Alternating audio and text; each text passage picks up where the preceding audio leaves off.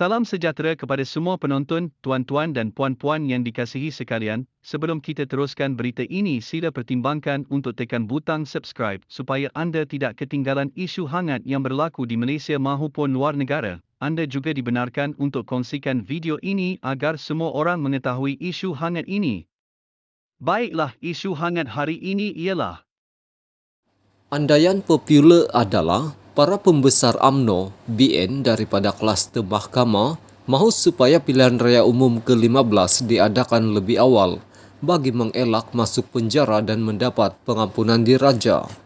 Tetapi kalau diperincikan, ia tidaklah semudah itu. Pertama sekali, belum tentu UMNO BN menang sehingga boleh membentuk kerajaan sendiri macam sebelum PRU 2018 dan kembali bertindak sesuka hati. Kedua, kemenangan dalam pilihan raya kecil serta pilihan raya negeri di Melaka dan Johor tidak menjamin UMNO BN boleh mengubah aliran kemerosotan yang dideritainya sejak PRU 2008. Dan ketiga, tidaklah semudah itu untuk membatalkan siri perbicaraan ke atas para pembesar UMNO BN yang sedang berjalan sekarang dan memberi pengampunan diraja kepada mereka.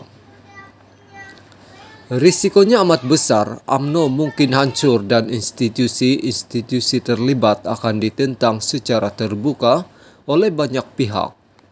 Selain kepimpinan kerajaan, proses pengampunan akan melibatkan peguam negara, kehakiman, Perdana Menteri, lembaga pengampunan dan yang di-Pertuan Agong.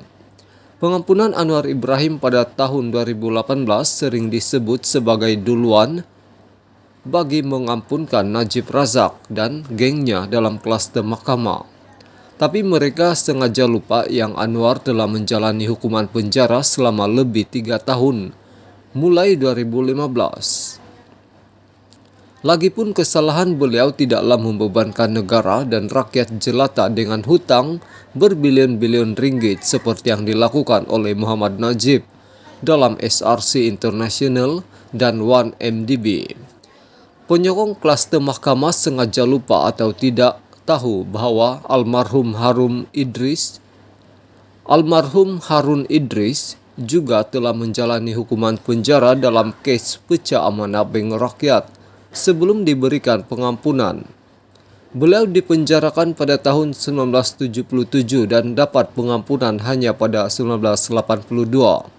Itu pun bersama-sama 62 bantuan lain bersempena ulang tahun ke-25 kemerdekaan negara. Harun tidak ambil duit untuk dirinya sendiri tapi untuk pentaskan tinju Muhammad Ali Joe Bugner di Kuala Lumpur pada tahun 1975.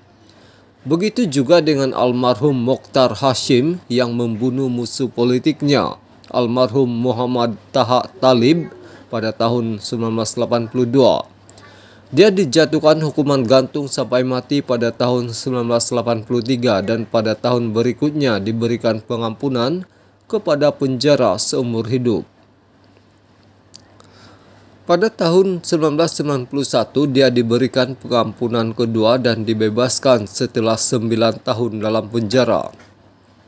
Dia menembak mati Speaker Dewan Undangan Negeri 9 itu sebelum PRU 1982. Bukanlah semudah yang digambarkan bagi yang di Pertuan Agong atau Raja-Raja Melayu yang lain serta yang di Pertuan Negeri memberi pengampunan.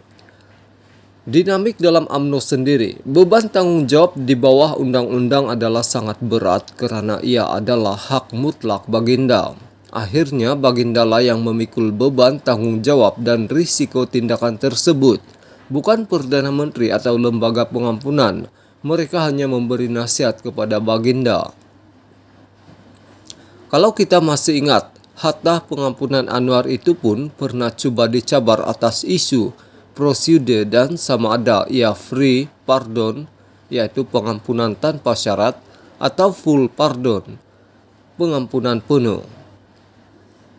Menurut Peguam Nimalan, Divaraja yang menulis dalam Screen.com pada 2018, perlembagaan persekutuan merujuk kepada free pardon dalam beberapa peruntukan, tetapi tidak pernah menggunakan terma full pardon.